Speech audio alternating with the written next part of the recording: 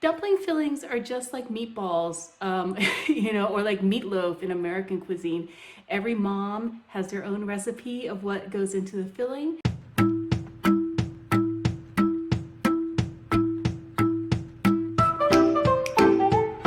Today we're actually going to be doing gyoza because I've gotten so many requests for how exactly do you make Japanese pot stickers.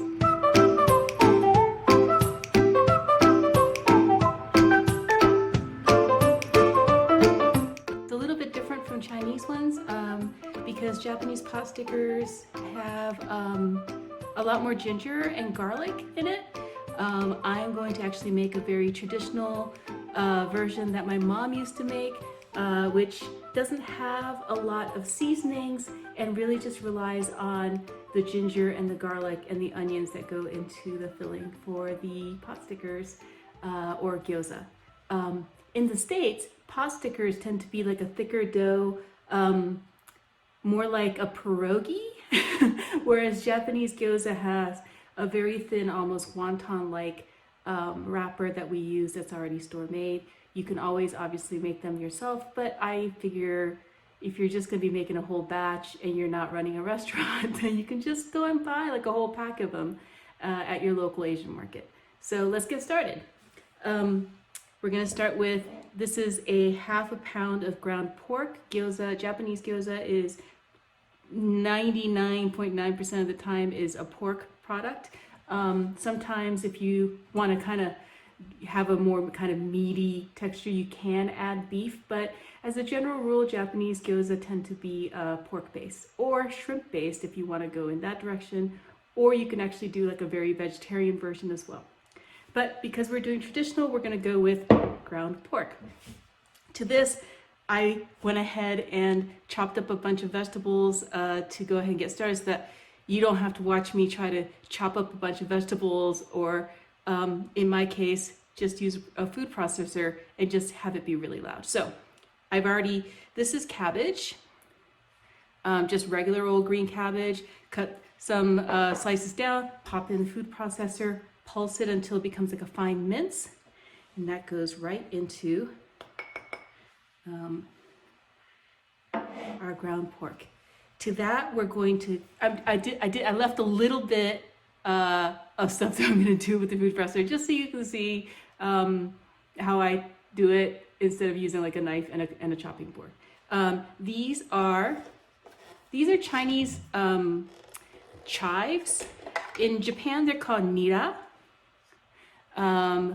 And Japanese nira tend to be a little bit more of a wider blade than Chinese chives, but I can't seem to find any nira here in Vegas, which means I'm probably just gonna have to grow some in my garden soon. But Chinese chives still have that oniony flavor. And then what I do to kind of beef up that kind of oniony flavor is add some green onions, and then all you have to do is just kind of put these in the pieces that work well for your food processor. Put that in there.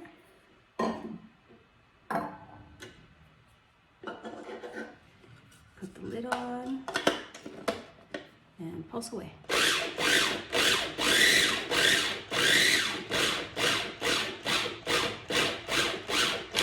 Now you're not trying to make this into a paste, you just want to have it a fine dice. If you don't have a food processor, then just like the cabbage, you can just chop it up with like a chef's knife at home. It's just a little bit more tedious, And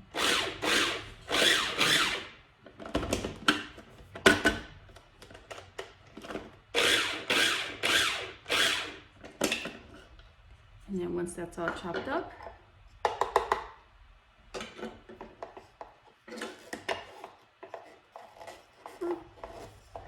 come out.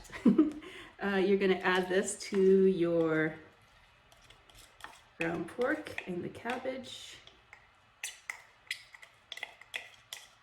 It smells so good in here because I prepped a lot of this earlier, so the kitchen just smells like onions and chives and just all sorts of goodness.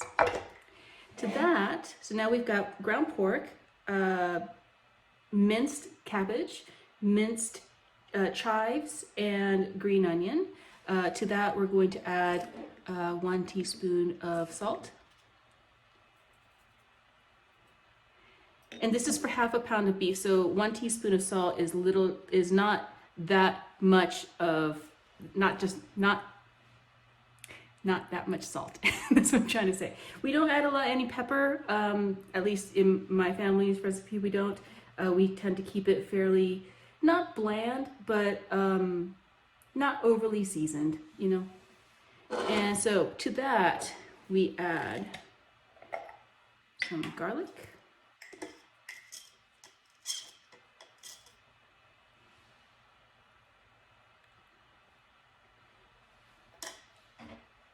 Now, if you want to go super, you can go as crazy as you want with the fillings here in terms of like the seasoning. So you can actually go to town and add a whole bunch more garlic if you want. You can omit the garlic altogether.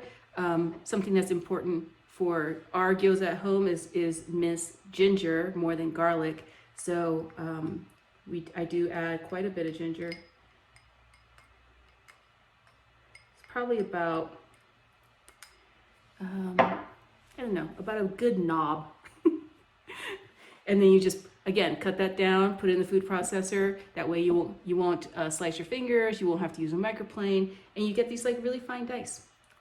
Definitely, this was like $30, $40, best investment, because I don't like to sit there and just kind of chop, chop, chop, chop, chop, especially when I'm making something like this. To that, we add a splash of sake.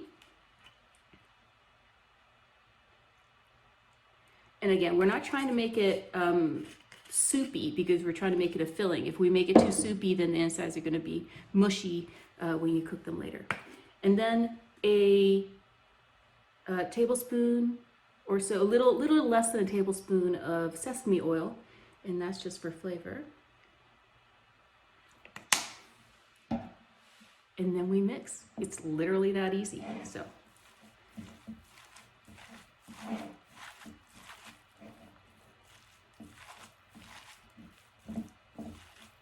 This is like the one part that I tend not to do in like a mixer or anything. I think meatloafs and meatballs and gyoza fillings, that kind of stuff.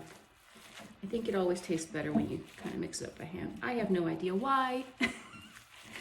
You can use, you know, all of your excuses of like, oh, if you use your hands, then you're putting love. Which, you know, is a thing.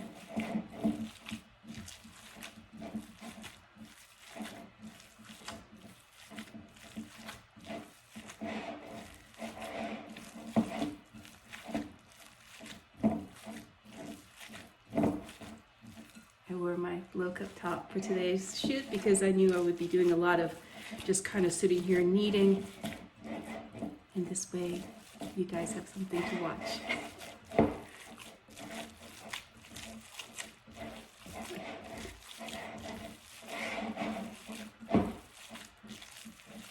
And you're kind of kneading it almost like you're kneading, you know, bread, just kind of folding it and pushing it down, folding it and pushing it down. You know, because gyoza is such an individual taste, you can go to 50 different gyoza restaurants in Japan and you probably get something that tastes a little bit different every time. There is a gyoza chain in Japan that's very popular. It's like the king of gyoza.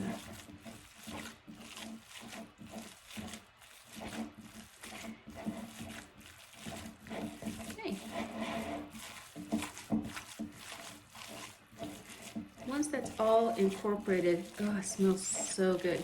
You can basically leave this alone for about a minimum of half an hour, right? I don't want to say right, but minimum of half an hour so that all these flavors get melded together. You can leave it overnight in the fridge if you want, but an absolute minimum of half an hour, because you want, you know, the liquid from the cabbage to kind of get absorbed by like the meat and like the fat from the pork to kind of get incorporated into all the vegetables. And I know this is like, it's only been like 10 minutes, but this is what the filling looks like. It's so easy. And because you're making dumplings, this ½ pound will probably make, I don't know, 25, 30 gyoza easily, right? So, and then you can like throw them in the freezer and heat them up later. But okay, so now that this is all mushed together and ready to just kind of sit and absorb all those flavors, I am going to go and take a short little break. And when I come back, I'll show you what it looks like after it's been sitting for a minute and get all of this cleaned up. And I'll show you how to make these little gyoza pot stickers. And we're back. I've got my bowl of the filling that I made. This is an earlier batch, kind of like, you know, what I did with the French toast last week. Magic of television. So I have this batch that I made last night, and I've got the batch that I just made that you watched me make in the fridge that I can use like later. There are different kinds of wrappers, like pot sticker type wrappers that you can find at the Asian market. This literally says Gyoza skin. You'll find ones that say wonton, you'll find ones that say egg roll. You'll notice that each one of them has a different kind of thickness. Gyoza skin is usually like the thinnest out of all of them.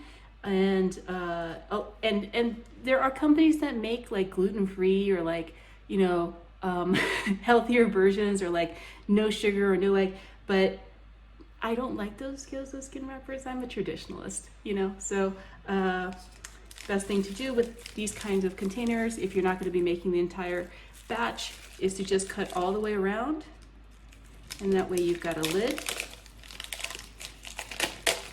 that you can then wrap and saran wrap later. I've got my filling, I've got my gyoza wrappers, and then I've got a little bowl with some water and then like a little paper towel, because you don't want these gyoza wrappers to get drenched in water when you're trying to like seal them up. So, one gyoza skin, some water all the way around.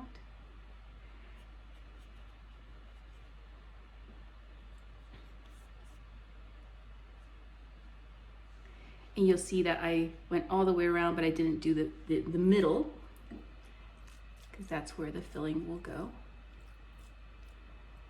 Now, if you are brave and you don't worry too much about gyozas bursting at the seams, then you can kind of try to overfill them. But it's usually just meant to be a one bite meal, one bite dish. So, 1 spoonful is probably enough. You fold it in half, make it like a moon shape, make sure all the filling's inside, and then you just hold one side and you pleat. Just like you would, like, I don't know, pleat a skirt. I don't know if you guys are pleating skirts, but oops. And if there's too much filling, you can always just add it back to the pile. I usually don't have to, but you know, the minute you start doing this kind of stuff on TV or in front of camera is when you have like the worst looking ones. So once you've done that, make a little half circle. Most gyoza is pan fried, so you want to make sure that there's a bottom to it. And the first one is, I don't know, to me not the best, but look, the thing about gyoza, especially if you're gonna make it at home, is you're the only person eating it. So I think that you are safe if these wrappers don't get wrapped in perfect shape.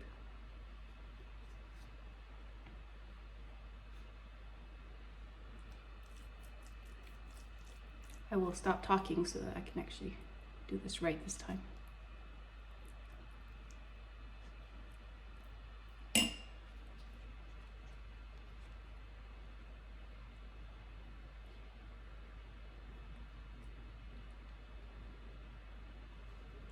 See, much better. And then, you know, this is why this is like kind of like a family activity or something you can do with, you know, your partner or your kids, because you can't really get this wrong. and it takes a minute to make a whole batch, but it is so incredibly inexpensive and so healthy for you. You know, it's always a good idea to keep a batch of these around.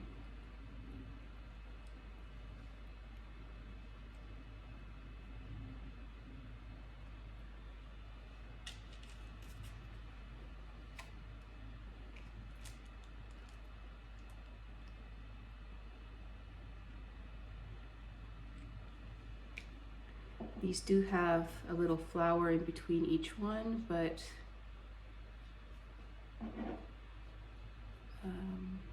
they do stick together if you leave it out.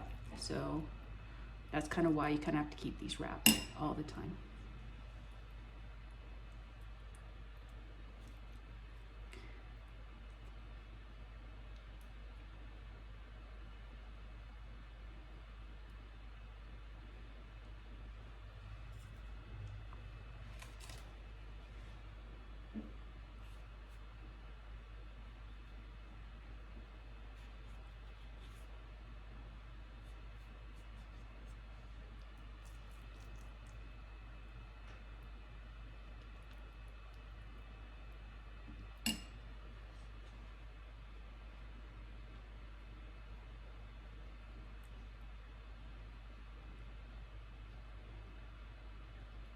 You will definitely get a feel for how much filling should go in each one of these the more you make.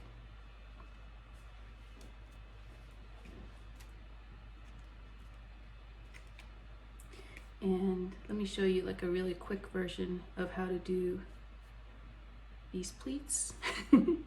If you're the kind of guy who doesn't want to, you know, who's not going for like the fancy look, then actually put your filling in here.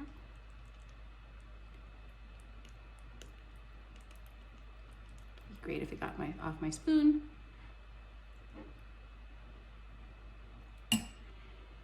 And then honestly, all you really have to do is like, you know, squinch it.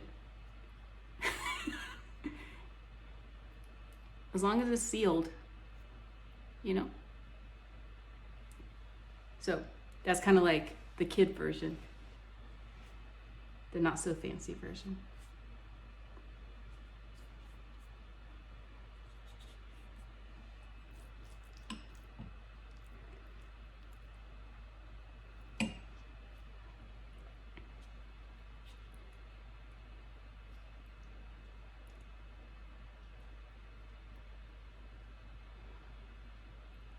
And look, you can buy gyoza that's frozen, right? But I don't know. I personally found that homemade is always better.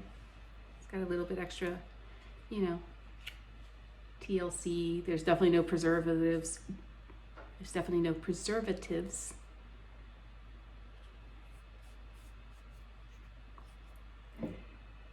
So just for that alone, right? But you can also, you know, if you're somebody who's watching their salt intake, you can make this without salt.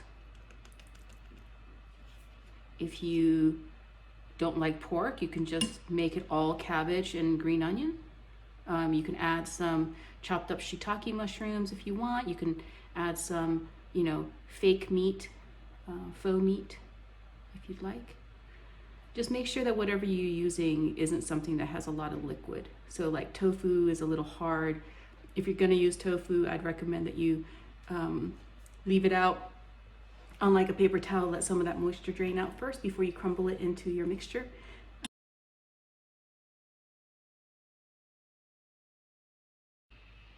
And welcome back. I have my whole frying up my gyoza set up all ready to go.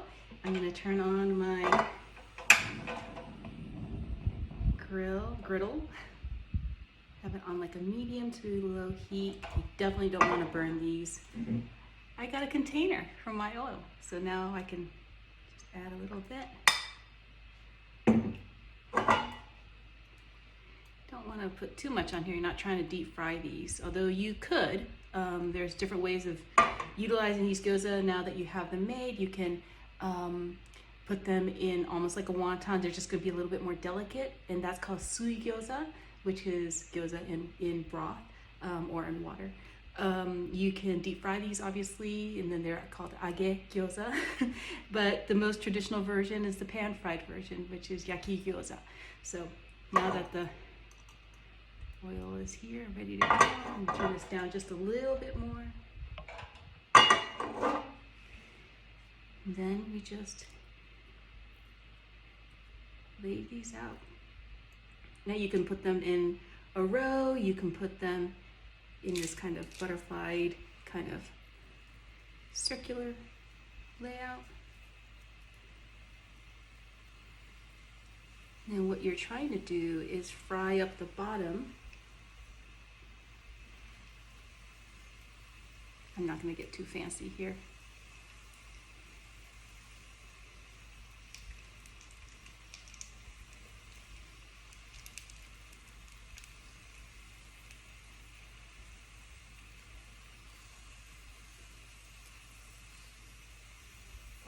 And you can kind of hear them going already.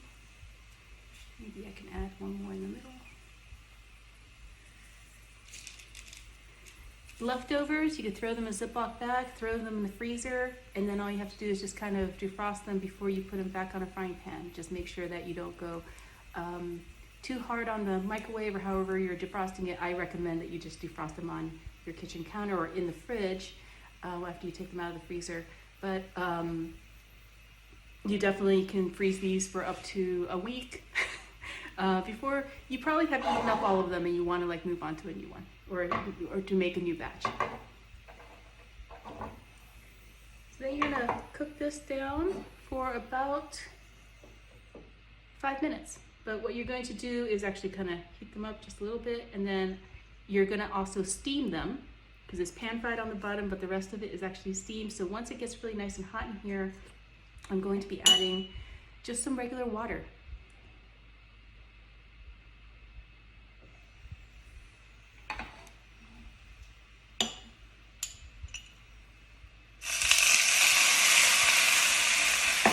Put the lid right on top. It just steams the whole thing, and then you just wait.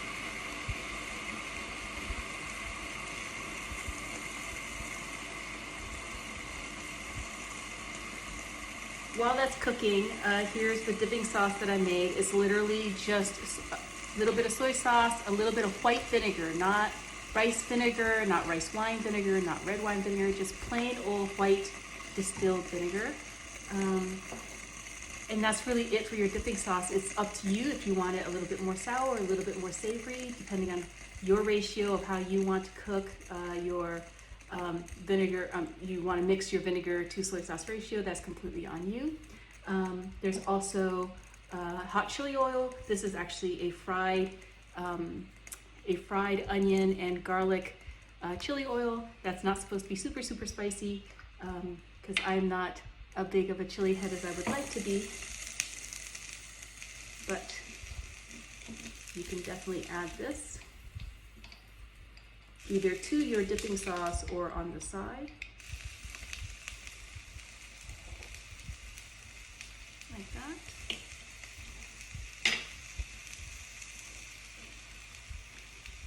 And then we just wait a little bit more.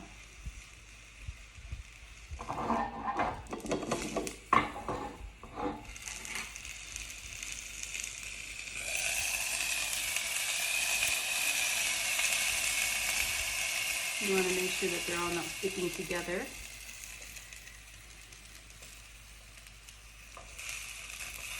Which can happen if you overcrowd them. You also want to be gentle because these wrappers are definitely delicate. They will tear easily if they're not cooked all the way through.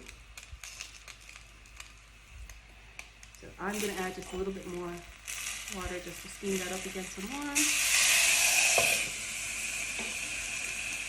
Bring the heat way down.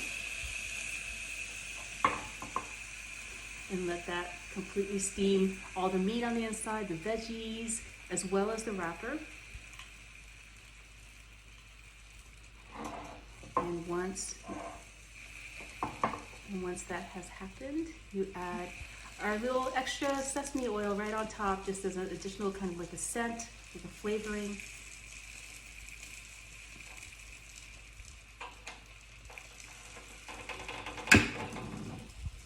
I turned it off by mistake.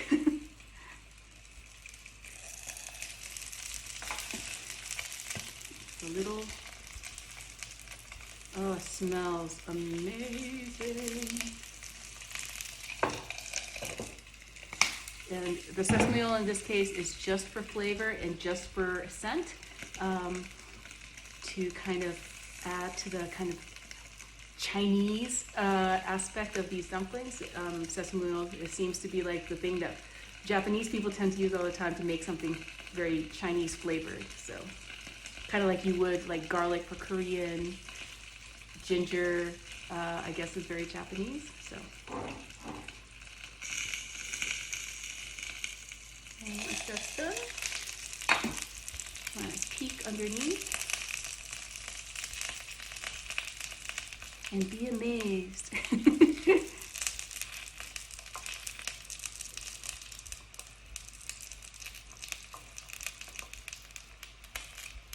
Now, if you did this right, what you'll have is a crispy kind of brown textured bottom and a very soft interior. And let's see, and that's what it looks like on the bottom. So then you can display this however you like. In Japan, they have a tendency to display the cooked side up. There's also ways where you can actually take like a flour slurry and put it all on top and then just kind of flip it over onto a plate. You have this kind of, we call it hanetsuki, which is with wings, because it looks like you actually have wings on your gyoza.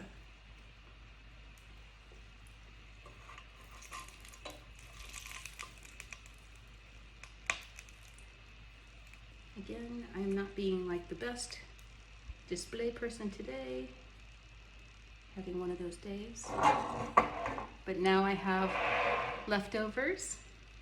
Traditionally, gyoza is served in orders of 5.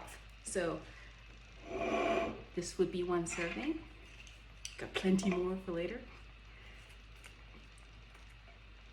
I have a feeling it's going to be really hot, but just want to try this on camera with you guys.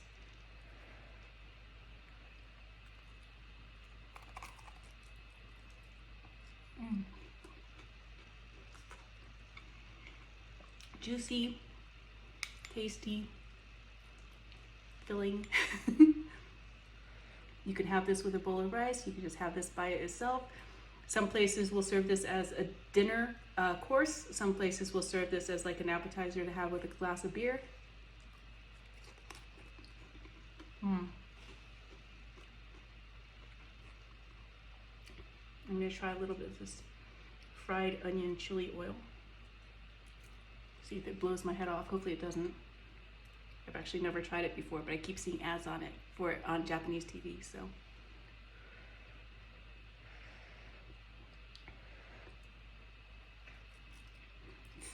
Hot.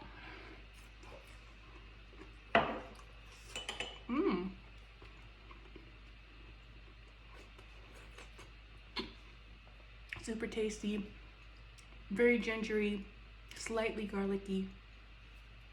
I hope you have an amazing rest of your Wednesday and the rest of your week.